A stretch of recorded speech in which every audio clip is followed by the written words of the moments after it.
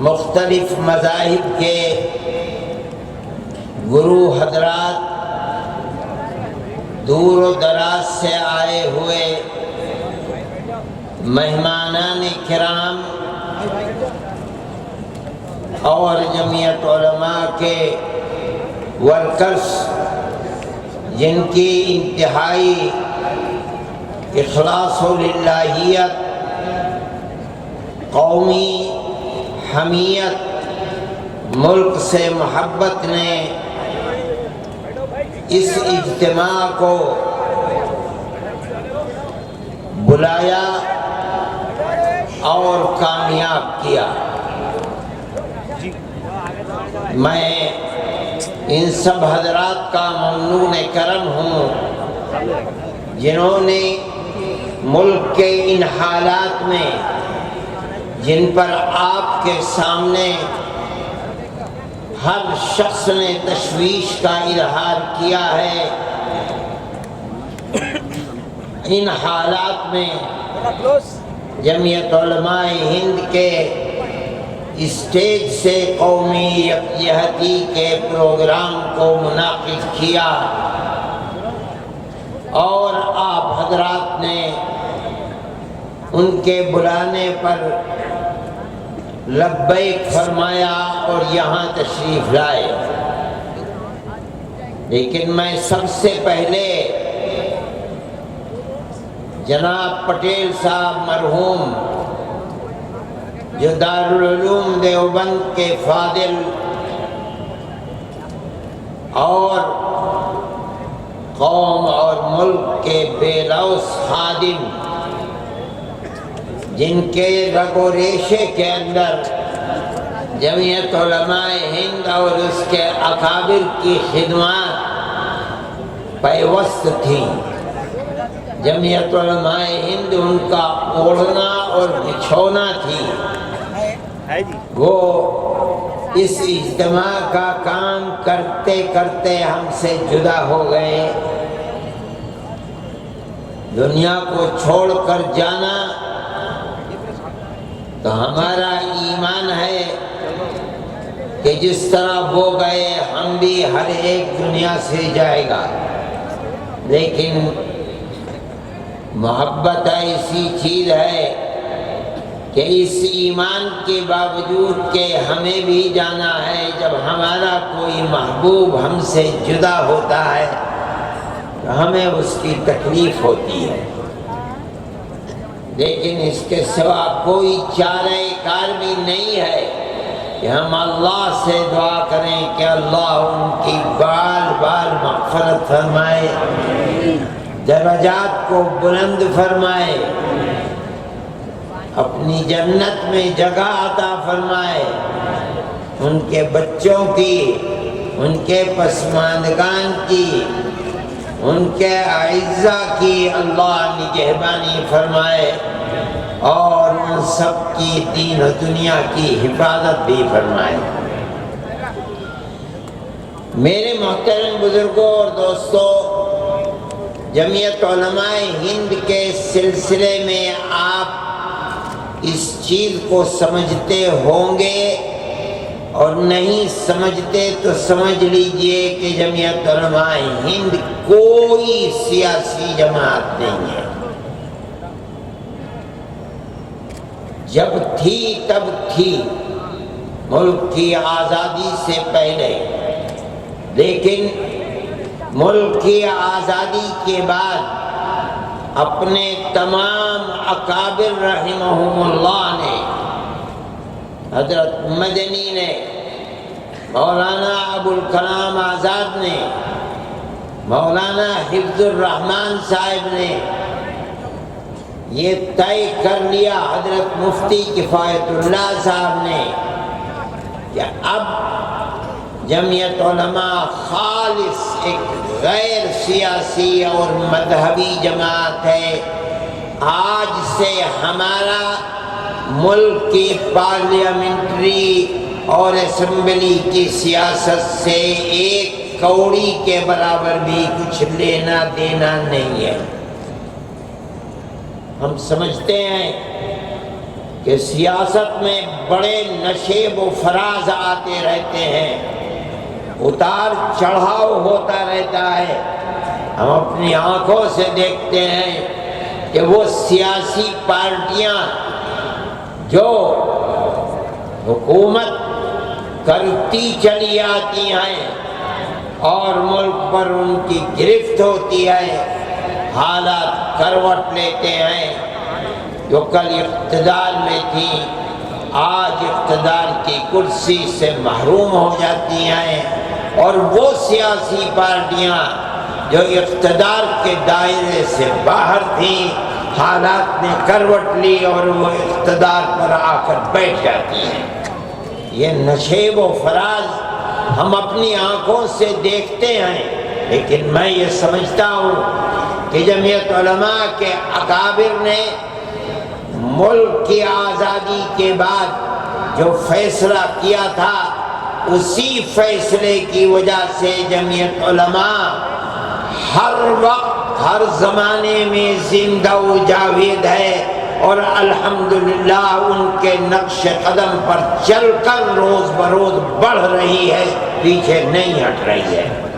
حالات کیسے بھی ملک کے اندر آئیں، کیسے بھی نشیب و فراز آئیں، لیکن جمعیت علماء اپنی جگہ پر ہے اور اکابر کے طریقے کو اپنائے ہوئی ہے۔ جمعیت علماء ہند نے کسی وقت بھی ملک اور ملک میں بسنے والوں کے مفاد سے اپنی آنکھوں کو بند نہیں کیا۔ کسی کی بھی حکومت ہو، اقتدار کی کرسی پر کوئی بھی آ کر بیٹھے، ہمیں اس سے کوئی سروکار نہیں ہے۔ ہم جس چیز کو ملک اور ملک میں بسنے والی قوم کے حق میں سمجھتے ہیں، ہمیشہ جمعیت علماء ہند نے آواز کو بلند کیا ہے، اور اپنے ملک اور قوم کی خدمت کے لیے جس چیز کو حق سمجھا ہے اس کو کہا ہے اور اس کے لیے کام کیا ہے۔ میں یہ بات کہتا ہوں اور آپ تک اس بات کو پہنچانا چاہتا ہوں تاکہ آپ یہ سمجھیں کہ جمعیت علماء کا کردار اس ملک کو اٹھانے میں، امن و امان کو قائم کرنے میں، ملک کی ترقی میں کیا ہے، آپ اس کو اپنے ذہن میں رکھیں۔ اس لیے کہ جس قوم کو اپنے بزرگوں کی تاریخ سے ناواقفیت ہوتی ہے اور وہ اپنے پوروجوں کی تاریخ اور قربانیوں سے ناآشنا ہوتی ہے، وہ قوم اپنے مستقبل کے لیے اپنے صحیح رخ کو کبھی اختیار نہیں کر پاتی۔ آپ کو سمجھنا چاہیے کہ بزرگوں نے دیا کیا ہے۔ میں کہتا ہوں کہ ملک آزاد ہوا، لیکن ملک آزادی کے ساتھ تقسیم بھی ہو گیا۔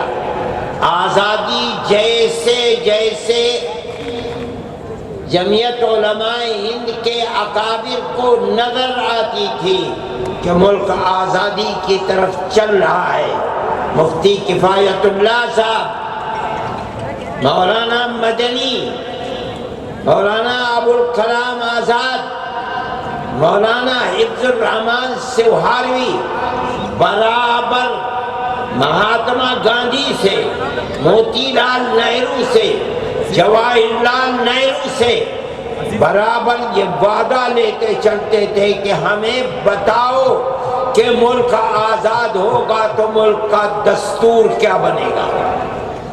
کیا ملک ہندو راشٹر بنے گا یا ملک کا دستور سیکولر دستور بنے گا؟ اور تجاویز موجود ہیں۔ سن 46 کا کانگریس کا بلٹن موجود ہے، ہمارے پاس کانگریس کے جواب موجود ہیں، آج بھی موجود ہیں، جن میں کانگریس کمیٹی، اس کی ورکنگ کمیٹیاں، اس کے عام اجلاس برابر ہمارے خطوط کا جواب دیتے ہیں اور یہ وعدہ کرتے چلتے ہیں کہ ملک آزاد ہوگا تو ملک کا دستور سیکولر دستور ہوگا۔ اب ملک آزاد ہوا، بدقسمتی سے آزادی کے بعد ملک تقسیم ہو گیا، اور ایک جماعت نے اسلام کے نام کے اوپر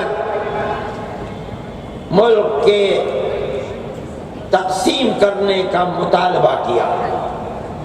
ہمارے اکابر نے اس کی مخالفت کی، ان کے گلے میں جوتوں کا ہار ڈالا گیا، ان کی ٹوپیوں کو اچھالا گیا، ان کی پگڑیوں کو پامال کیا گیا، مگر انہوں نے اپنی قوم اور اپنے ملک کے لیے جس نظریے کو حق سمجھا تھا ہر چیز کو برداشت کیا، مگر ایک بال برابر ان کے پیر میں جنبش نہیں آئی۔ یہاں تک کہ ملک تقسیم ہوا۔ یہ ملک تو اللہ کا ملک ہے، زمین و آسمان وہ جو چاہتا ہے کرتا ہے۔ ملک کی تقسیم کے بعد ہندوستان میں ایک آواز اٹھی، میں نام لینا نہیں چاہتا ہوں، اگر نام لوں گا تو لوگوں کو تکلیف پہنچے گی۔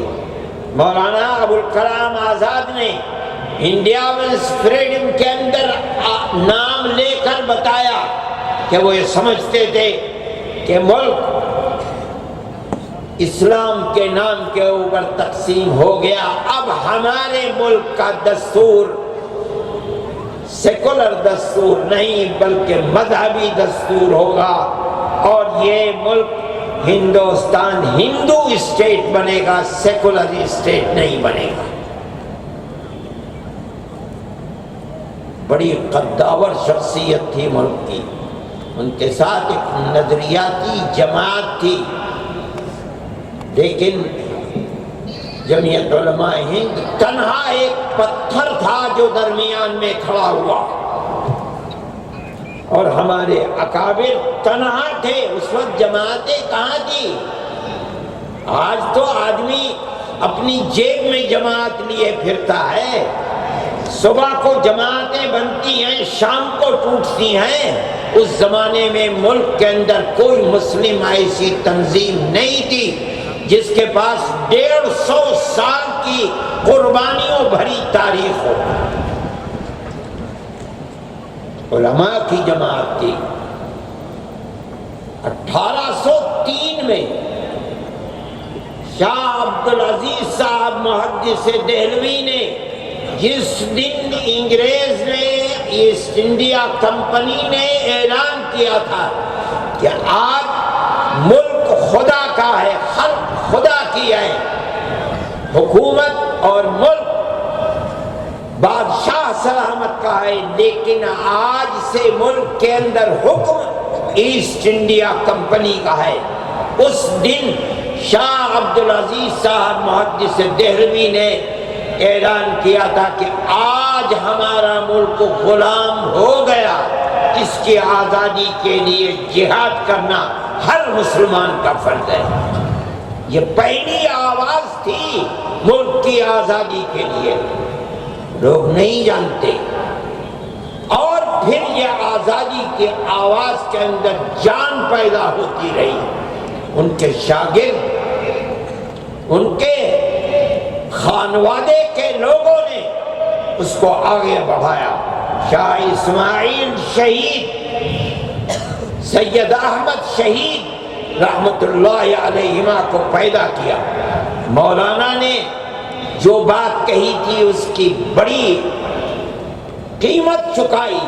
مولانا کو زہر دیا گیا، مولانا کے جسم میں سفید داغ پڑ گئے، مولانا کی جائیداد کو قرض کر لیا گیا، ان کے مدرسے کو دفن کر دیا گیا، یہ تمام کچھ ہوا، لیکن وہ مرد مومن تھا، سب کچھ اس نے برداشت کیا، لیکن اس کے پیر میں جنبش نہیں آئی۔ وہ چلے گئے دنیا سے 1824 میں، اور ان دو ان کے پیدا کیے ہوئے لوگوں نے اٹھایا اس کردار کو، اور یہاں تک کہ سن 31 کے اندر وہ بھی بالا کوٹ کے میدان میں شہید ہو گئے۔ ہندوستان کی آزادی کی تاریخ میں دنیا نہیں جانتی، ارباب سیاست بھی نہیں جانتے۔ سب سے پہلا جہاد آزادی سن 1831 کا جہاد آزادی ہے، لیکن جن لوگوں کے سینے کے اندر اپنے ملک کی آزادی کی آگ تھی وہ خاموش نہیں بیٹھے۔ انہوں نے ٹھیک 26-27 سال کے بعد پھر دہلی میں، میرٹھ میں، سہارنپور میں، سنبھل میں، مراد آباد میں، پنجاب میں پھر آزادی کی آگ جلائی۔ مراد آباد میں نواب مجو خان کو پکڑوا کر کے اور انگریز نے گھوڑے پر بیٹھ کر اور ان کے زندہ جسم کو گھوڑے کے ٹاپ میں پیر میں باندھ کر اور بھگا کر کے ان کے ٹکڑے ٹکڑے کر دیے۔ آج بھی وہاں قبرستان ہے مراد آباد میں جس کا نام ہے گنج شہیداں۔ آج لوگ جانتے بھی نہیں گنج شہیداں کا مطلب کیا ہے۔ اتنے لوگوں کو قتل کیا گیا تھا، کہتے ہیں کہ مٹی ان کے خون سے سرخ ہو گئی تھی۔ اس کا نام ہی گنج شہیداں ہے، بہت بڑا قبرستان ہے۔ میں یہ کہتا ہوں کہ ہندوستان کی تاریخ کے اندر علماء کا کردار کیا ہے یہ آپ کے سامنے ہے۔ ٹھیک ہے، اس کے اندر بھی 31 میں شکست ہوئی، سن 57 میں شکست ہوئی۔ مؤرخین لکھتے ہیں روح روشن مستقبل کتاب ہے، روشن مستقبل کتاب ہے، روح روشن مستقبل کتاب ہے۔ ان کتابوں کو آج بھی پرانی لائبریریوں کے اندر دیکھا جا سکتا ہے۔ سن 1857 کے اندر دلی میں صرف علماء 33,000 علماء کو شہید کیا گیا ہے۔ یہ آپ کی تاریخ ہے، دنیا جانتی بھی نہیں ہے۔ جب یہاں بھی ناکامی ہوئی تو اس کے بعد دارالعلوم دیوبند کو قائم کیا گیا۔ اور وہ بھی عجیب چیز ہے کہ جب عام معافی کا اعلان ہوا تو علماء نے یہ دیکھا کہ وہ لوگ جن کی گھٹی کے اندر انگریز کی دشمنی تھی اور وہ 1857 کے اندر شہید کر دیے گئے، انہی کی یتیم اولاد سڑکوں کے اوپر بھیک مانگ رہی ہے۔ مرنے والا مر گیا، بیوہ ماں اپنی ناموس کی حفاظت کرتے ہوئے گھر کے اندر بیٹھی ہوئی ہے اور اولاد کے پاس کھانے کو نہیں ہے، وہ بھیک مانگ رہے ہیں۔ چرچ کے لوگ ان کا ہاتھ پکڑ رہے ہیں اور ماں سے کہتے ہیں یہ بچہ ہمیں دو، ہم اس بچے کو مفت پہنائیں گے، مفت کھلائیں گے، مفت پڑھائیں گے اور اس کے بعد اس کو علم دے کر گورنمنٹ کی ملازمت دلائیں گے۔ یہ اپنے پیٹ کو بھی پالے گا، تمہارے پیٹ کو بھی پالے گا۔ یہ ان کے لیے ایک بہت بڑی چیز تھی کہ جس کا باپ انگریز کی دشمنی کے ملک کی آزادی کے لیے اپنی جان قربان کر دیتا، آج انگریز اسی کے اولاد کو پکڑ کر اپنا وفادار بنا رہی ہے۔ یہ لوگ فقیر تھے، درویش تھے، ان کے پاس کچھ نہیں تھا۔ انہوں نے اعلان کیا، دارالعلوم دیوبند کی بنیاد ڈال دی سن 1866 میں اور یہ کہا اپنی اولاد ہمیں دو، ہم اسے مفت پڑھائیں گے، مفت لکھائیں گے، مفت کتابیں دیں گے، کھانا دیں گے اور مجاہد باپ کی اولاد کو مجاہد بنا کر دنیا کے سامنے پیش کریں گے۔ وہ اس میں کامیاب ہوئے۔ یہ حیرت کی بات ہے، انگریز اگر کہتا تھا کہ ہم اس کو کھانا روٹی دیں گے، پڑھائیں گے، اس کا دعویٰ یہ تھا کہ اس کی حکومت کے اندر سورج غروب نہیں ہوتا۔ ہندوستان کی دولت کو انہوں نے لوٹا تھا، وہ لوٹ رہے تھے، ان کے ہاتھ میں طاقت تھی۔ یہ تو درویش لوگ تھے، ان کے پاس صبح کا کھانا ہے تو شام کا نہیں، شام کا ہے تو صبح کا نہیں۔ ان کے اندر کہاں سے یہ طاقت پیدا ہو گئی؟ لیکن آپ یہ دیکھیے، اور 150 سال کی تاریخ میں اس کے اوپر غور کیجئے، ان کے پاس خود کچھ نہیں تھا، انہوں نے مسلمان قوم کو تیار کیا اور کہا کہ ان مدرسوں کی حفاظت کرو، مجاہدین کے ان بچوں کے لیے چندہ جمع کرو، مجاہد کی اولاد کو ملک کے آزادی کے لیے جہاد کرنے والا بناؤ۔ لوگوں نے اپنے دل نکال کر دے دیے، اور 150 سال کی تاریخ میں آج تک دنیا میں یہ قوم کہیں بھی بس رہی ہے، ان مدرسوں کو چلا رہی ہے، یہ ان کی کرامت ہے۔ انہوں نے قوم کو یہ پیغام دیا کہ اگر اس مدرسے کی حفاظت کی تو تمہاری آنے والی نسلوں کے دین و ایمان کی حفاظت ہوگی، اگر یہ ختم ہو گئے، ان کے دروازے بند ہو گئے، تو تمہاری آنے والی نسلوں کے دین و ایمان کی بھی کوئی گارنٹی نہیں ہے۔ علماء دیوبند دارالعلوم تمہیں اور کوئی چیز نہیں آتی ہے؟ پہلے میں نے کہا تھا کہ یہ مت کرو، اور بچایا کرو، اور کوئی چیز نہیں ہے۔ جب نعرے کا وقت آتا ہے تو گھر میں گھس جاتے ہیں، اور یہاں کھڑے ہو کر کے نعرے بازی کر رہے ہو۔ تم اٹھو، میں اٹھ کر کے چلا جاؤں گا، بولو تو۔ میں یہ بات کہہ رہا تھا کہ جمعیت علماء ہند اور اس کی قربانیوں کی ایک داستان ہے۔ میں یہ بات کہتا ہوں کہ ملک کا وہ سیکولر دستور جس کے اندر اقلیت اور اکثریت نہیں بلکہ اس ملک کی حفاظت چھپی ہوئی ہے، ضامن ہے، وہ دستور ہے جس دستور کو جمعیت علماء ہند نے بنوایا ہے۔ جمعیت علماء ہند نے کہا کہ ہماری 150 سال کی قربانیاں ہیں، ہم آپ سے وعدہ لے کے چلے ہیں، آپ کی تجاویز ہمارے پاس ہیں، آپ نے یہ کہا ہے، ہم سے وعدہ کیا ہے کہ ملک کا آزاد ہوگا تو ملک کا دستور سیکولر دستور ہوگا۔ وہ تجاویز موجود ہیں کہ مسلمانوں کی مسجدیں محفوظ رہیں گی، قبرستان محفوظ رہیں گے، مسلمانوں کے تہذیب و تمدن محفوظ۔ ایک لسٹ ہے، میں تو یاد نہیں رہا، میں وہ لے کر کے آتا، میرے تو بیگ میں رکھی ہوئی ہے۔ آپ نے ہم سے وعدے کیے ہیں، ان وعدوں کو پورا کیجئے۔ اگر ملک کی تقسیم کے اوپر دستخط کیے ہیں، آپ مجرم ہیں، آپ نے دستخط کیا، ہم نے دستخط نہیں کیے۔ ہماری ٹوپیاں اچھالی گئی، ہماری پگڑیوں کو زمین سے روندا گیا، ہم کبھی پیچھے نہیں ہٹے۔ جمعیت علماء کا وزن تھا، یہ 150 سالہ تاریخ تھی، وہ لوگ تاریخ کے جاننے والے تھے، وہ سمجھتے تھے کیا بات ہے۔ جمعیت علماء کے سامنے انہوں نے گھٹنے ٹیکے اور ملک کو سیکولر دستور ملا۔ یہ سیکولر دستور اس ملک کی اقلیت اور اکثریت کے لیے خدا کی بہت بڑی نعمت ہے، اس پورے ملک کے لیے خدا کی نعمت ہے۔ میں یہ کہتا ہوں کہ اب حالات نے ملک کے کروٹ لی ہے۔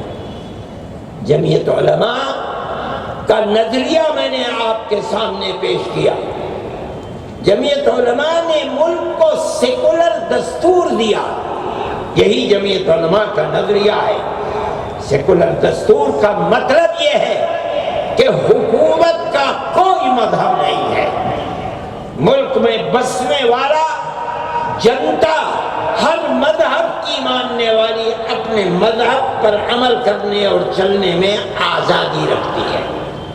رہ گیا ملک، حکومت، اس کا کوئی مذہب نہیں ہے۔ جمعیت علماء اپنے اس نظریے کے اوپر قائم ہے۔ ہم قومی یکجہتی کے پروگرام آج سے نہیں 70 سال سے کر رہے ہیں، اس سے پہلے سے کر رہے ہیں۔ حضرت مولانا شیخ الہند رحمت اللہ علیہ جب 1920 کے اندر مالٹا کی جیل سے آزاد ہو کر آئے تو انہوں نے جو پہلا خطبہ جمعیت علماء کا، جو ان کے آنے کے بعد پہلا جلسہ دلی میں ہوا ہے، وہ دوسرا جلسہ تھا۔ پہلا جلسہ ان کی غیر موجودگی کے اندر ہوا امرتسر کے اندر۔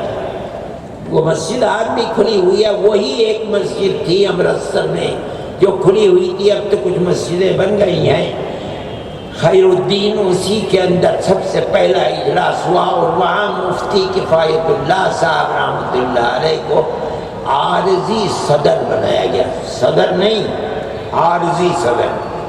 جیسے اطلاعات آنے لگی کہ اب مالٹا کی جیل سے استاد محترم شیخ الہند رہا ہونے والے ہیں، جمعیت علماء ہند اس نام سے جماعت بنائی گئی پلیٹ فارم۔ حضرت آئیں گے تو اس پلیٹ فارم پر چلیں گے، یہ نام دیا گیا جمعیت علماء 1919 میں۔ سن ہجری کے اعتبار سے جمعیت علماء کے 100 سال ہو گئے، عیسوی کے اعتبار سے چند مہینے باقی ہیں۔ جمعیت علماء ہند نے یہ ایک نظر، حضرت شیخ الہند رحمۃ اللہ علیہ نے جو بات کہی آنے کے بعد، کہا کہ ملک کبھی بھی تنہا مسلمان جد و جہد سے آزاد نہیں ہو سکتا۔ یہ ضروری ہے کہ مسلمان کے ساتھ ہندو، ہندو کے ساتھ مسلمان لگے تبھی ملک آزاد ہوگا۔ جمعیت علماء کا ایک نظریہ بن گیا اور جمعیت علماء آج تک اسی نظریے کے اوپر قائم ہے، ہندو مسلم سکھ عیسائی اتحاد۔ ہم یہ بات کرتے رہے، لیکن چند سالوں سے ملک کی تقدیر نے گردش کھائی، حالات بدلنے شروع ہوئے اور نتیجہ یہاں تک نکلا کہ آج کے حالات وہ ہیں کہ چاہے ہندو ہو چاہے مسلمان ہو، ہر انسان خطرہ محسوس کر رہا ہے کہ خدا جانے آنے والا وقت کیا کروٹ لیتا ہے اور اس ملک کا کیا انجام اور یہاں کے بسنے والوں کی زندگی کس طرح کی زندگی ہوتی ہے۔ اس لیے میں یہ کہتا ہوں کہ جمعیت علماء ہند کی قومی یکجہتی کانفرنس ہر وقت اس ملک میں ضروری ہے، لیکن آج کے ان حالات میں جمعیت علماء یہ سمجھتی ہے کہ قومی یکجہتی کانفرنس کی آج جتنی ضرورت ہے کل گزشتہ اتنی ضرورت نہیں۔ میں پھر کہتا ہوں ہمارا سیاست سے کوئی تعلق نہیں، ہم پارلیمنٹ اور اسمبلی کی سیاست میں نہیں جاتے، لیکن جمعیت علماء کا ایک نظریہ ہے اور جمعیت علماء اس نظریے پر اس طرح قائم ہے کہ پورے ملک کے اندر آپ جہاں آواز دیں، لاکھوں کی تعداد کے اندر لوگ جمعیت علماء کی اس آواز پر جمع ہوتے ہیں۔ آپ لوگوں کا اتنا بڑا اجتماع ہے، ایک غیر سیاسی جماعت کی آواز پر آپ جمع کیسے ہو گئے؟ آپ کو کیا ملے گا؟ نہ کوئی الیکشن لڑنا ہے، نہ کسی کو پارلیمنٹ جانا ہے، نہ اسمبلی۔ یہ کابر کا وہ نقطۂ نظر ہے جمعیت علماء جس نقطۂ نظر کے اوپر زندہ ہے۔ ہم یہ سمجھتے ہیں کہ ملک ایک مرتبہ ایک جماعت نے آج سے 80 سال پہلے ہندو اور مسلم کو علیحدہ کرنے کا اپنا ایک نظریہ پیش کیا، جمعیت علماء نے اس کی مخالفت کی۔ الگ بات ہے کہ ہم اس میں کامیاب نہیں ہو سکے، لیکن انجام کیا ہے؟ ملک تو تقسیم ہو گیا۔ ہم یہ کہتے ہیں، ہمارا یہ دعویٰ ہے، ہم ببانگ دوہل کہتے ہیں، اگر ملک پھر اسی تفریق، تعصب، ہندو مسلم اقلیت اور اکثریت کو الگ الگ کر کے چلے گا، ایک مرتبہ ملک تقسیم ہو چکا، ملک پھر تقسیم ہوگا۔ دیکھو، آنکھیں کھولو، انڈونیشیا ایک مسلم ملک ہے، اس کے ایک حصے کے اندر تیمور ایک جگہ ہے جہاں کرسچن اکثریت ہے۔ ساری دنیا کی سپر طاقت نے مل کر اس کو الگ آزادی دلا دی، ملک تقسیم ہو گیا۔ افریقہ کے اندر سوڈان ایک مسلم ملک ہے، اس کے جنوبی حصے کے اندر کرسچن اکثریت کا ایک علاقہ ہے۔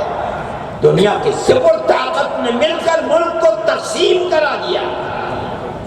آپ اپنے ملک کو دیکھو، جب ملک 70 سال پہلے آزاد ہوا تھا، کرسچن اکثریت کا کوئی صوبہ نہیں تھا۔ آپ کو نہیں معلوم ہوگا، آج ملک کے اندر 4 صوبے بن چکے اور چاروں ملے ہوئے ہیں۔ آسام کو کاٹ کر ناگالینڈ، میزورم، اروناچل، میگھالیہ اور بوڈولینڈ اسی طرف چل رہا ہے۔ آپ ملک کو ہندو اسٹیٹ بنائیں گے اور دنیا کے سپر طاقت خاموش بیٹھی رہے گی، آنکھ بند کیے ہوئے۔ یاد رکھیے، یہ مذہب کے ماننے والا یہ طبقہ اگر انڈونیشیا میں ساتھ نہیں رہ سکا مذہبی جماعت کے، اگر سوڈان میں نہیں ہے، ہندوستان میں تمہارے ساتھ نہیں رہے گا، ملک بٹے گا، بٹے گا، بٹے گا۔ ملک کی حفاظت کا کوئی راستہ نہیں ہے الا یہ کہ ملک سیکولر اسٹیٹ ہو، یہاں ہر مذہب پر چلنے والے کے لیے آزادی ہے، اپنے مذہب پر چلو۔ سکھ گرودوارے میں جائے، ہندو مندر میں جائے، کرسچن چرچ میں جائے، مسلمان مسجد میں جائے، یہ تو ہماری ایک تاریخ ہے، آج کی نہیں، ہزاروں سال کی تاریخ ہے۔ ابھی پنیانی صاحب کہہ رہے تھے سب سے پہلی مسجد کیرلا کے اندر بنائی، آج تک وہ مسجد موجود ہے۔ آج ملک کے اندر لاکھوں مسجدیں ہیں۔ کیسے ہیں یہ مسجدیں؟ سیکولر دستور کی دین ہے، ورنہ مسجد بن سکتی تھی۔ کتنے گرودوارے ہیں، پنجاب میں جاؤ، ہریانے میں جاؤ، کوئی صوبے کا بڑا شہر ایسا نہیں جس میں گرودوارے کیا ہے۔ ہر شخص اپنے مذہب پر عمل کرتا ہے اور اپنی مذہبی جگہ میں جا کر اپنی عبادت کرتا ہے، کوئی اس کے اندر خرابی نہیں ہے۔ لیکن موجودہ دور اقتدار ملک کے اوپر ایسا ہے کہ حالات جو اب تک نہیں تھے، حالات نے کروٹ لی ہے۔ یہ بھی ایک حقیقت ہے کہ ہم تو سب، ہمارے آبا و اجداد تو ہندو تھے۔ اور بھائی اسلام کی اگر اپنی پوری عمر 1400 سال ہے تو ہندوستان میں اسلام کی عمر 1300 سال ہے۔ پہلی صدی کے آخر میں خشکی کے راستے سے اسلام سندھ میں پہنچا، مورخین کہتے ہیں کہ سمندر کے راستے سے کیرل میں پہنچا،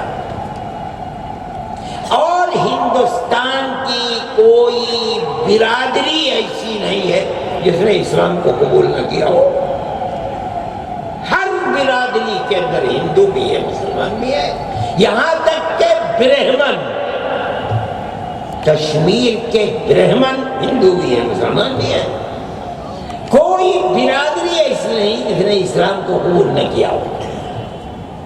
اور 1300 سال سے سب ایک ایک گاؤں کے اندر، میں کہتا ہوں کہ یہ ہندوستان کی وشیشتا اور خصوصیت ہے۔ آپ کو امریکہ کے اندر، برطانیہ میں، فرانس میں، آپ جہاں جائیں آپ کو ساری دنیا کے لوگ شہروں کے اندر ملیں گے، اس لیے کہ لوگ پہنچے ہیں روٹی روزی کمانے کے لیے۔ روٹی روزی تو بڑے شہروں میں ملتی ہے، دیہاتوں کے اندر کیا ملے گا ان کو؟ وہاں آپ کو نہیں ملے گی، ایک ہی کمیونٹی ملے گی جو وہاں کی رہنے والی ہے۔ لیکن ہندوستان کا حال بالکل الگ ہے۔ آپ دیکھیں کہ شاید و باید کوئی گاؤں ایسا ہو جہاں ہندو، مسلم، سکھ، عیسائی یا کوئی بھی کمیونٹی، کوئی بھی مذہب متحدہ آپ کو نہ ملے۔ کیوں؟ کیونکہ ان کے باپ دادا ہندو تھے تو یہاں رہتے تھے، یہ مسلمان ہو گئے تو اولاد ان کی یہاں رہ رہی ہے، اور کوئی آپس میں اختلاف نہیں ہے۔ ان کا اوڑھنا بچھونا ایک ہی جیسا ہے، ان کی زبان ایک ہی جیسی ہے، ان کی تہذیب ایک ہی جیسی ہے، ان کا تمدن، مذہب کا اختلاف ہے۔ اذان ہوتی ہے تو جو مسجد میں چلے جاتے ہیں، ان کا وقت آتا ہے تو وہ مندر میں چلے جاتے ہیں، کوئی مسئلہ نہیں ہے۔ یہ آواز، یہ صورتحال ہمارے ملک کی ایک وشیشتا اور خصوصیت ہے، اور اس کے اوپر کسی حکومت نے کوئی قدغن نہیں لگائی۔ میں سمجھتا ہوں کہ 70 سال ملک کی آزاد، آج یہ آواز اٹھی کہ ان کو سب کو گھر واپس آؤ۔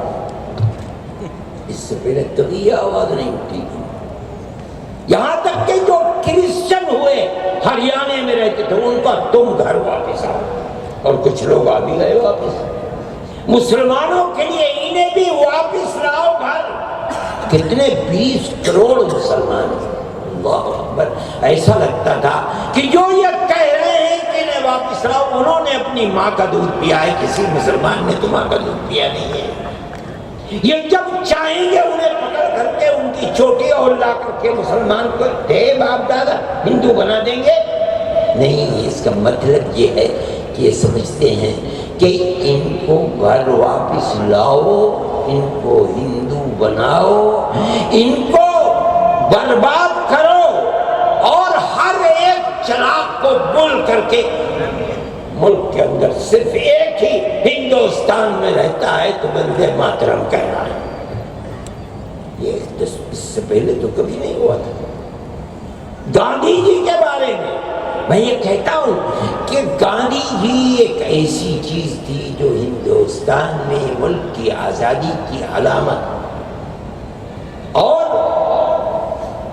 سارے ہندوستان کے اندر ہندو، مسلمان، ہر ایک ان کے پیچھے پیچھے تھا۔ میں آپ کو بتاؤں، آپ کو نہیں معلوم، گاندھی جی کو مہاتما کا خطاب جمعیت علماء نے دیا۔ حضرت شیخ الہند رحمۃ اللہ علیہ جب جیل سے واپس آئے تو حضرت نے یہ بات کہی کہ میں غور کرتا رہا کہ ہندو اور مسلمان کو کس طرح اس پلیٹ فارم پر جمع کیا جائے، تو میرے ذہن میں یہ بات آئی کہ مذہبی ملک ہے، اس لیے کسی ایسے آدمی کو جو ملک کی آزادی کے لیے بالکل انتہا تک پہنچا ہوا ہو، اس کو مذہبی شخصیت بنا کر پیش کیا جائے۔ ان کے سامنے مختلف لوگوں کے نام پیش کیے گئے، ان میں وہ لوگ برہمن تھے، فرمایا برہمن کو نہیں، وہ تو جانتے ہی ہے کہ میں تو بادشاہ ہوں، میں تو مذہبی نقطۂ نظر سے اوپر پہنچا ہوا ہوں، کسی ایسے شخص کو بناؤ کہ جو برہمن نہ ہو۔ تو گاندھی جی کا نام سامنے ہے، گاندھی جی تو لالا تھے۔ اور پھر مولانا عبد الباری لکھنوی کو جمعیت علماء نے اس کا پابند بنایا کہ گاندھی جی کو جمعیت علماء کے خرچ پر پورے ملک کے اندر دورے کرائے جائے۔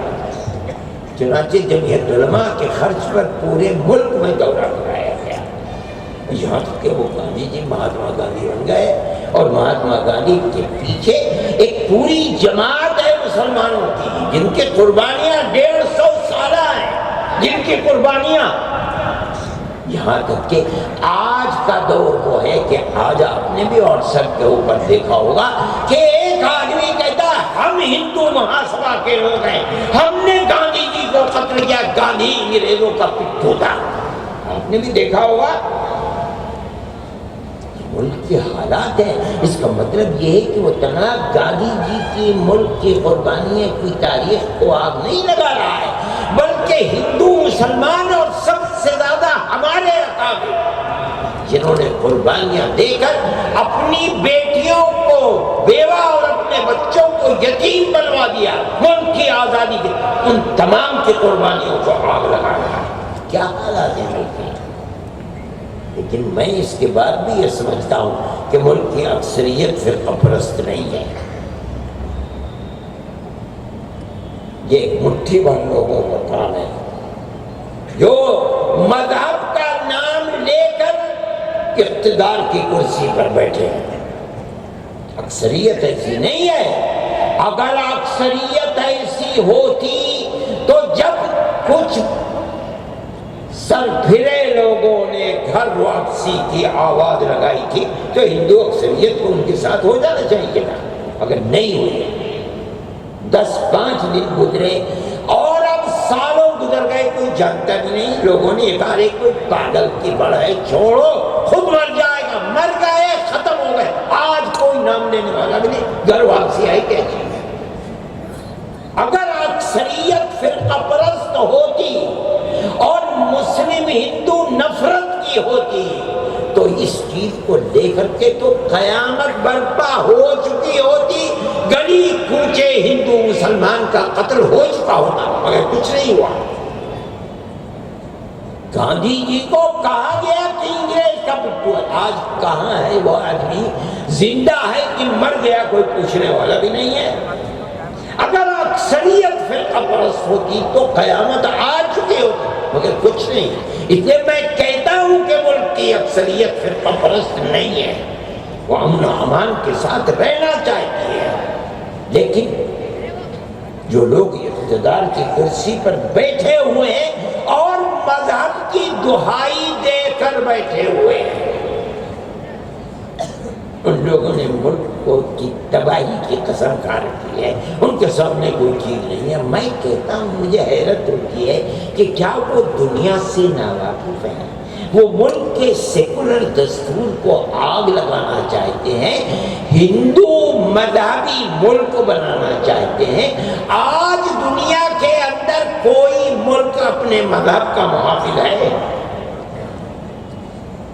ایک ملک نیپال تھا جو ہندو کا مذہبی ملک تھا، اس طرح برباد کیا گیا کہ وہ خاندان جو حکومت کر رہا تھا آج اس کا پتہ نہیں کہ وہ خاندان کہاں ہے۔ ارے بابا، ایک چھوٹا سا ملک نیپال ایک ہندو مذہبی ملک کی حیثیت سے زندہ نہیں رہ سکا، تم ہندوستان کو جس میں 20 کروڑ اقلیت رہتی ہے اور سینکڑوں اقلیت، تم اس کو مذہب کی بنیاد پر کیسے زندہ رکھو گے؟ نہیں ہو سکتا۔ دنیا کی تاریخ کو پڑھو، دیکھو، تم آگ لگا سکتے ہو اپنے ملک کو، امن و امان اور نفرت کی سیاست کر سکتے ہو، مگر ملک کو یہ چاہو کہ وہ ہندو اسٹیٹ بن کر کے زندہ رہے گا، نہیں رہ سکتا۔ ہمیں اپنے اس ملک سے محبت ہے، ہم ہمیشہ سے اس ملک میں رہنے والے ہیں، ہمارے آباء و اجداد کا مذہب کچھ بھی ہو اس سے کوئی سروکار نہیں، لیکن ہم رہنے والے یہیں کے ہیں۔ ہم نے ملک کے لیے قربانیاں دی ہیں، ہمارے آباء و اجداد نے قربانیاں دی ہیں، ہزاروں نہیں لاکھوں کی تعداد میں قربانیاں۔ ہمیں اپنے اس ملک سے محبت ہے، ہم یہ سمجھتے ہیں کہ ملک اگر چلے گا تو پیار و محبت کے ساتھ چلے گا، مذہب سے اوپر اٹھ کر انسانیت کی بنیاد پر، اور اگر نفرت کی ترویج و اشاعت کی جائے گی ملک برباد ہوگا، نہ اکثریت محفوظ رہے گی نہ اقلیت محفوظ رہے گی۔ ہمارا ایک نظریہ ہے اور ہم اس نظریے پر قائم ہیں۔ ہم سمجھتے ہیں کہ یہی نظریہ ملک کی کشتی کو مجدار سے نکالے گا، اور اگر نہیں ہوگی یہ بات تو ملک تباہ ہوگا، برباد ہوگا۔ جمعیت علماء اس کے اوپر قائم ہے، ہماری زندگی اسی کے اوپر ہے، ہم یہی کام کرتے ہیں، ہم نے کبھی ہندو مسلم کی سیاست نہیں کی ہے۔ ابھی ہمارا ایک مسئلہ تھا آسام کے اندر، آسام کے مسئلے کو لوگ جانتے نہیں ہیں۔ دیکھیے، پورے ملک کے اندر آزادی سن 47 میں ملی، بنیاد ہے سن 51 کی پہلی مردم شماری۔ پہلی مردم شماری کے اندر جس کا نام ہے وہ ہندوستانی ہے، لیکن آسام میں یہ بات نہیں ہے۔ آسام میں بنیاد ہے سن 71 کی مردم شماری۔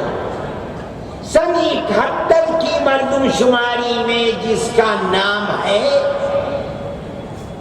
وہ ملک ہندوستان کی نیشنلٹی رکھنے والا ہے جس کا نام، اور وہ راجیو گاندھی نے بیٹھ کر کے تمام سیاسی پارٹیوں کو آسام میں ملا کر اور جمع کر کے سب کے دستخطوں کے ساتھ وہ چیز موجود ہے۔ سبب اس کا یہ تھا کہ اندرا جی نے مغربی پاکستان، مشرقی پاکستان کو مغربی پاکستان کے توڑنے کے لیے جنگ کی، اور اس جنگ کے نتیجے کے اندر بے شمار لوگ ادھر سے ادھر اور ادھر سے ادھر گئے بمباری کے درمیان۔ اس لیے ضروری ہوا کہ ان لوگوں کے لیے قانون الگ بنایا جائے۔ اب ٹھیک ہے، قانون بن گیا۔ اس قانون کے بننے کے بعد اب وہ تو سن 71 سے لے کر کے اب تک تو کسی کی 3 پیڑھیاں گزر گئیں، کسی کی 2 پشتیں گزر گئیں۔ اب بچی جاتی ہے یہاں کی، اس گاؤں کی رہنے والی ہے، اس کی شادی دوسرے گاؤں میں ہوتی ہے، یہ پردھان سرٹیفکیٹ دیتا ہے کہ اس کا فلاں باپ یا فلاں دادا اور دادی نانی اس جگہ رہتی تھی، میں سرٹیفکیٹ دیتا ہوں یہ اس کی پوتی ہے یا نواسی ہے۔ یہ بنیاد چل رہی تھی۔ اب گورنمنٹ آئی بی جے پی، اس سے پہلے بھی سلسلہ چل رہا تھا، لیکن اس گورنمنٹ کے زمانے میں فیصلہ ہو گیا کہ یہ سرٹیفکیٹ ناقابل اعتبار، آئندہ ہوگا یہ نہیں، جب سے چل رہا ہے آج تک ہر جگہ ناکام دیکھا۔ اب اس طرح کی 48 لاکھ عورتیں، جن کے اندر 22 لاکھ ہندو عورتیں اور 25-26 لاکھ مسلمان عورتیں اس کی زد میں آئیں۔ اب اگر مان لیجئے ہر عورت کے 2 بچے بھی آئیں تو یہ 48 لاکھ کا مطلب ہے کہ 2.5 کروڑ مرد ہیں، عورتیں ہیں اور بچے ہیں، سب ملا کر کے جو ہندوستانی نہیں ہیں۔ کیا ہوگا؟ ان کو ووٹ کے حق سے محروم، کیا ملک کے اندر بوال نہیں آئے گا؟ تباہی نہیں پھیلے گی؟ یہ کس طرح اپنی زندگی گزاریں گے؟ یہ کوئی چیز خرید نہیں سکتے، کوئی زمین خرید نہیں سکتے، جو ان کی خریدی ہوئی زمینیں وہ بھی ان کے ہاتھ سے نکل جائیں گے، اور کیا ملتا؟ جمعیت علماء ہند تنہا ایک جماعت کی، ہم کورٹ کے اندر گئے، سپریم کورٹ میں جن ججوں کے یہاں مقدمہ گیا ان کے اندر بھی بنیادی حیثیت ایک آسامی کے جج کی تھی، ترنگ گگوئی ایک خاندان ہے، اسی کے فرد تھے۔ ہمیں بڑا خطرہ تھا کہ خدا جانے کیا ہوگا، لیکن ہم نے ٹاپ کے وکیلوں کو کیا، کپل سبل کو کیا، تنخواہ دار کو کیا، سلمان خورشید کو کیا، راجیو دھون کو کیا، جو بھی ہم کر سکتے تھے، اور ہم نے اپنا ایک پلان بنایا 3 کروڑ کا، حالانکہ ہمارا خرچ تو 1/3 ہوا، لیکن ہم خدا کی قدرت ہے کہ ہم اس کے اندر اس طرح کامیاب ہوئے کہ 100% نہیں، 101% جو فیصلہ آیا ہے وہ ہمارے حق میں آیا ہے۔ حالانکہ مرکزی گورنمنٹ بھی بی جے پی کی تھی، صوبائی گورنمنٹ لڑتی ہے، ہمارے ہندو مسلمان کا کوئی مسئلہ نہیں ہے۔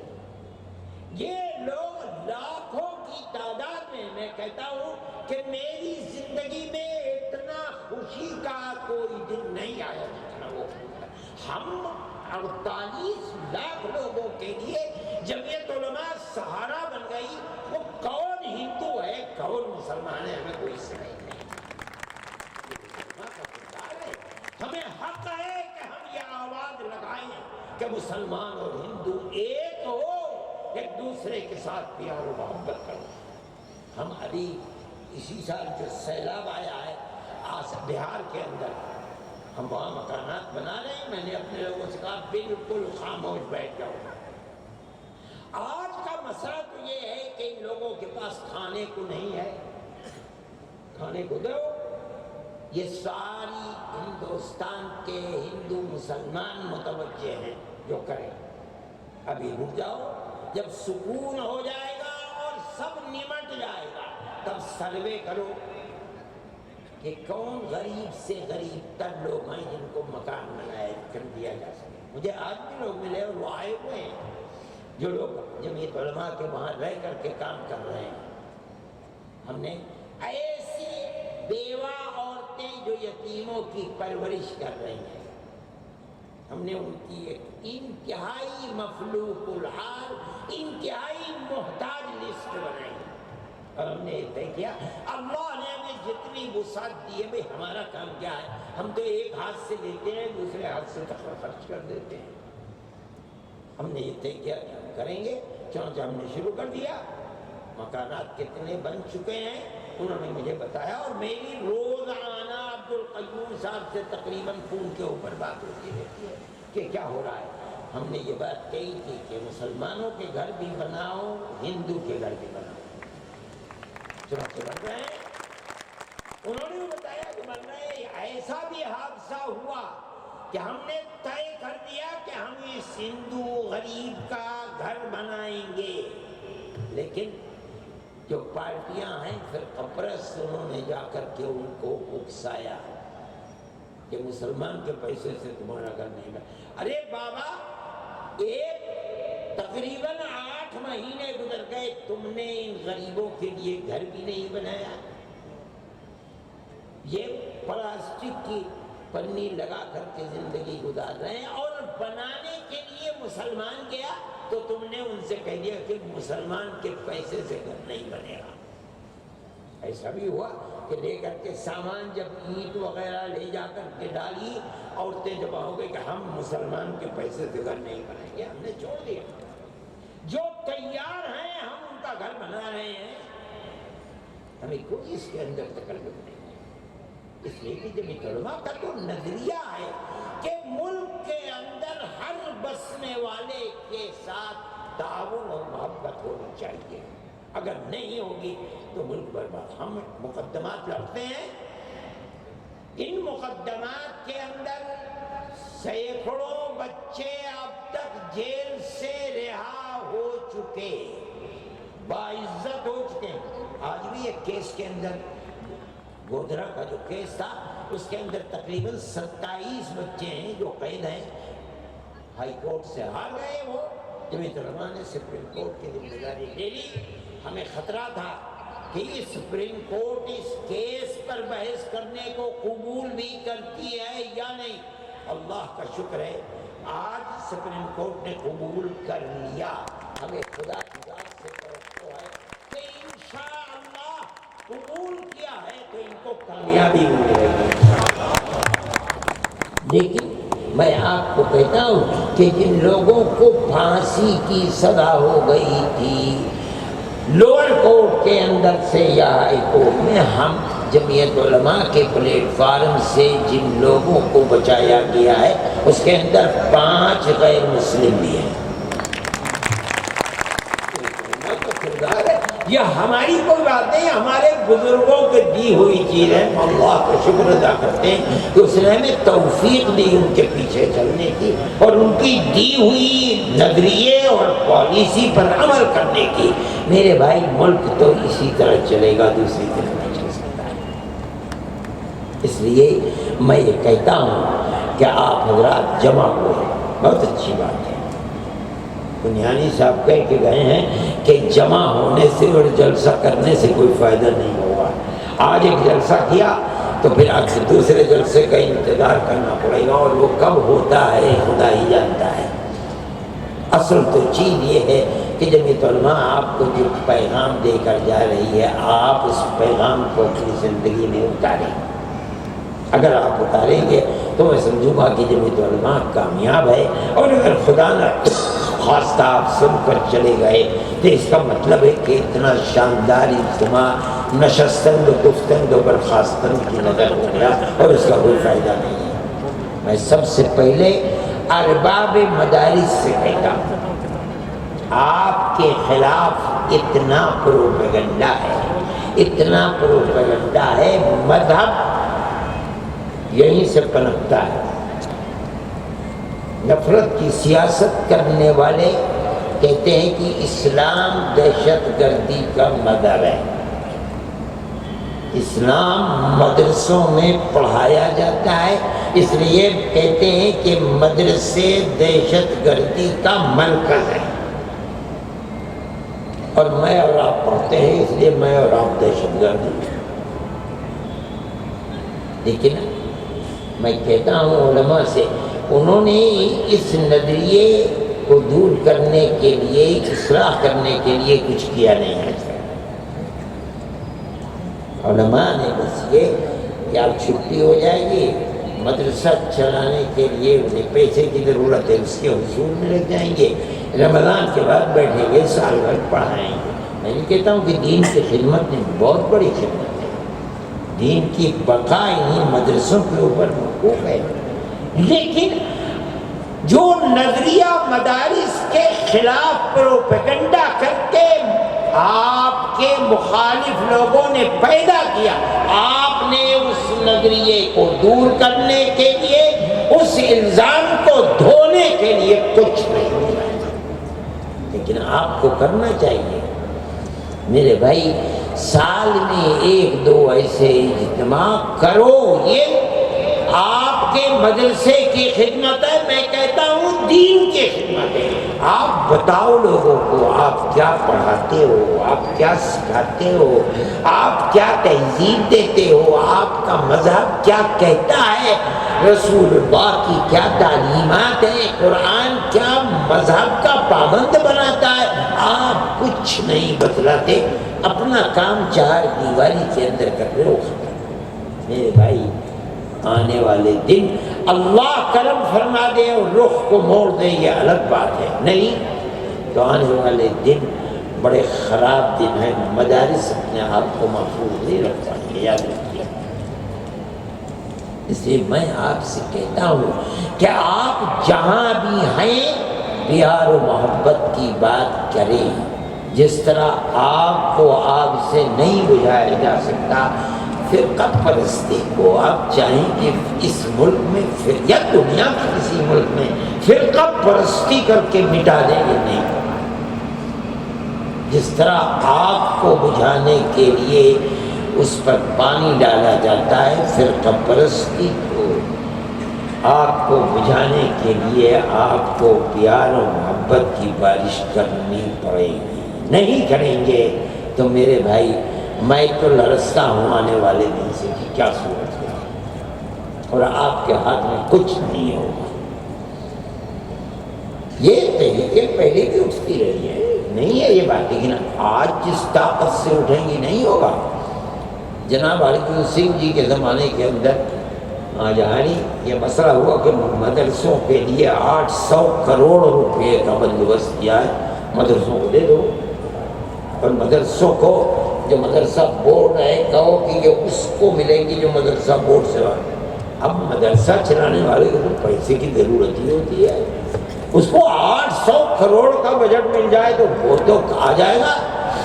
چنانچہ مدرسوں کو بلایا، کچھ لوگ ایسے تھے کہ جو ان کے ساتھ تھے، انہوں نے بلایا مدرسوں کے اندر، دلی کے اندر اجتماع، میں نے کہا بھائی میں بھی آؤں گا، لیکن میں بھول گیا اس دن، مجھے کسی صاحب نے صبح بتایا ابھی تم تو کہہ رہے تھے آنے کے لیے۔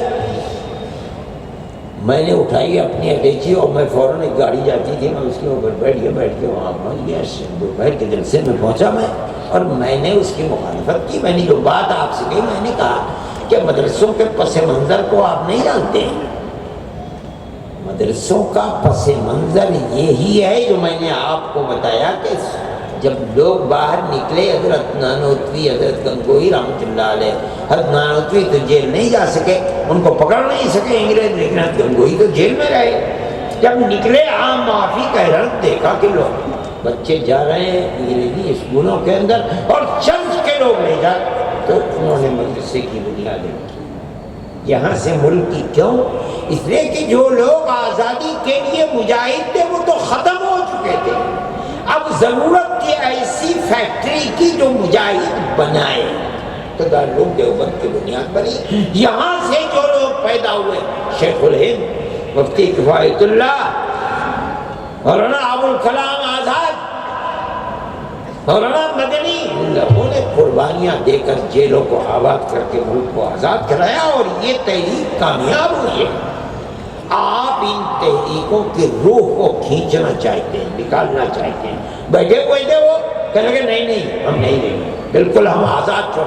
میں نے کہا آپ کیا ہے، ہندوستان آزاد ملک ہے، کیا آپ گارنٹی دے سکتے ہیں کہ 3 سال کے بعد جو اگلا الیکشن آ رہا ہے اس میں اقتدار کی کرسی پر آپ ہی بیٹھیں گے؟ کہنے لگے نہیں۔ میں نے کہا تو آپ تو 3 سال کی بھی گارنٹی نہیں ہے، اور میرے دل کے اندر یہ جذبہ ہے کہ قیامت تک میں مدرسوں کو چلاؤں گا اور محفوظ رکھوں گا، تو بتائیے میرا آپ سے میرا آپ سے اس طرح نہیں ہوگا۔ میرے کہنے کا مقصد ہے کہ بغیر اس کی چل نہیں سکتی یہ گاڑی۔ ہمارا ایک نظریہ ہے، اس نظریے کو لے کر چلتے ہیں۔ میں ایک دن گھر گیا وزیر تعلیم کے، کسی صاحب کی ضرورت تھی، وہ کہنے لگے کہ آپ مخالفت کرتے ہیں۔ میں نے کہا میں تو مخالفت کرتا ہی ہوں، میں تو آپ سے کہہ کر آیا تھا کہ ہم کسی بھی مذہبی بورڈ میں، مدرسہ بورڈ جس کے اندر آپ جبرن لے کر کے جائیں گے، ہم کل بھی مخالف تھے آج بھی، اور جب تک زندہ رہیں گے مخالفت کرتے رہیں گے۔ تو کہنے لگے کیوں مخالفت کرتے ہو؟ ہم نے کہا ہم تو آپ کیوں ہماری مخالفت ہیں، ہم تو یہ چاہتے ہیں کہ بچے بہترین تعلیم سے آراستہ پیراستہ ہو کر کے اور ملک کی خدمت کریں اور پیسہ کمائیں اور کھائیں۔ میں نے کہا ٹھیک ہے، ہماری ایک ضرورت ہے، آپ یہ بتائیے کہ آپ کی کانسٹیٹوینسی میں کتنی مسجدیں ہیں؟ میں تو نہیں بتا سکتا ہوں۔ میں نے کہا تو ملک کے اندر 1 لاکھ مسجدیں ہوں گی؟ کہنے لگے اس سے زیادہ ہوں گی۔ میں نے کہا مجھے ہر ایک مسجد کے لیے 1 امام اور 1 مؤذن، اور ہر مدرسے کے لیے زیادہ نہیں، آپ مجھے 2 پڑھانے والے اور 2 مفتی اور 2 مولوی دے دیجئے۔ میں کہاں سے دے دوں؟ میں نے کہا ہماری اسی ضرورت کو مدرسے پورا کرتے ہیں، آپ ہمیں پیسہ دیجئے، کوئی اسکول بناؤ، 1 نہیں ہم 10 اسکول بنا دیں گے، آپ کہیے یونیورسٹی بناؤ، ہم یونیورسٹی بنا کر آپ کو دے دیں، آپ یہ کہیں کہ ہم مدرسے کا دروازہ آپ کے لیے کھول دیں، ہم نے نہ کبھی کیا ہے نہ ہم کریں گے یہ بات، ہمارے اس پوائنٹ کے اوپر کوئی اتحاد آپ سے نہیں۔ میرے بھائی مدرسوں کی یہ زندگی ہے، آج کی حکومتیں تو مدرسوں کی دشمن اتنی زیادہ ہیں کہ ابھی آپ کو اندازہ نہیں ہے ملک نے جس گروٹ لی ہے اور جس طرح بڑھ رہا، اگر خدا نخواستہ خاکم بدہن، خدا نخواستہ حکومت اس میں کامیاب ہو گئی، خدا نخواستہ، تو آنے والے سال آپ کے لیے بڑے کٹھن سال ہیں۔ اس کے اندر اپنی زندگی کو بچانا اور اپنے مذہب کو محفوظ رکھنا بڑا مشکل ہے۔ میرے بھائی آپ اگر مقابلہ کر سکتے ہیں تو اقتدار کی طاقت سے مقابلہ کرنا کوئی آسان کام ہے۔ آپ اگر مقابلہ کر سکتے ہیں تو ملک کے سیکولر دستور نے آپ کو ووٹ کا حق دیا ہے، آپ ہندو مسلم اتحاد کر کے ایک دوسرے سے قریب کر کے آپ مقابلہ کر سکتے ہو، کوئی شک نہیں۔ مجھے تو جمعیت علماء کے پلیٹ فارم سے یہی پیغام آپ کو پہنچانا تھا، آپ جہاں بھی ہوں، چاہے اپنے گاؤں اپنے گھر میں ہوں، چاہے اپنے کھیت اور باغ کے اندر ہوں، چاہے بازار میں ہوں، چاہے دکان میں، آپ کہیں بھی ہوں، پیار و محبت کے لیے آپ کا ہاتھ ہمیشہ بڑھا ہوا ہونا چاہیے۔ جس کا مذہب کیا ہے اس سے کوئی بحث نہیں۔ آپ کے بزرگوں کا کیا دستور تھا اور کیا طریقہ تھا، میں ایسے لوگوں کو جانتا ہوں تو چلے گئے دنیا سے۔ حضرت رحمۃ اللہ علیہ سہارنپور کی جیل میں تھے، مسلمان بھی تھے ہندو بھی تھے۔ ایک مسلمان ہندو تھے جو حضرت کے پاس آیا کرتے تھے، کچھ دنوں کے بعد انہوں نے آنا چھوڑ دیا۔ حضرت نے فرمایا بھائی کہاں رہ گئے؟ کسی دوسرے نے کہا بھائی فلاں صاحب آئے نہیں، میں نے ان کو دیکھا ہے۔ وہ آئے حضرت کے بلانے سے، کہا کہ میں نے آنا چھوڑ دیا۔ مولانا مجھے اپنے مذہب سے محبت ہے، میں آپ کے کردار اور اخلاق کو دیکھتا ہوں تو مجھے یہ لگتا ہے کہ اگر میں آپ کے پاس آؤں گا تو میرا مذہب محفوظ نہیں رہ سکتا، اس لیے میں نے آنا چھوڑ دیا۔ یہ آپ کے بزرگوں کا کردار تھا، آپ کیوں نہیں اس کردار کو پیش کرتے؟ آپ کر سکتے ہیں، لیکن آپ اس کی ہمت کیجیے، اس کے لیے وقت نکالیے، اور ہندو مسلم ہر ایک آدمی سے، چاہے اس کا مذہب کچھ، انسانیت کی بنیاد پر اگر آپ محبت کا ہاتھ بڑھائیں گے، دکھ سکھ میں شریک رہیں گے اور شریک کریں گے انہیں، تبھی گاڑی چل سکتی ہے ورنہ نہیں چلے گی۔ میں مولانا غیاث صاحب جمعیت علماء کے مرکز اور آپ سب حضرات کا تہ دل سے ممنون ہوں۔ میں نے جمعیت علماء کی طرف سے یہ بات کہی اور اس بنیاد پر کہی کہ جمعیت علماء ایک بالکل غیر سیاسی جماعت ہے، یہاں سیاسی لوگ بھی بیٹھے ہوئے ہیں، اگر میری کوئی بات گراں خاطر گزری ہو تو میں دست بستہ معافی چاہتا ہوں، لیکن ایک پیغام ہے جمعیت علماء کا اور میں یہ پیغام ہر جگہ پہنچاتا ہوں، اس لیے میں نے آپ سے یہ بات کہی۔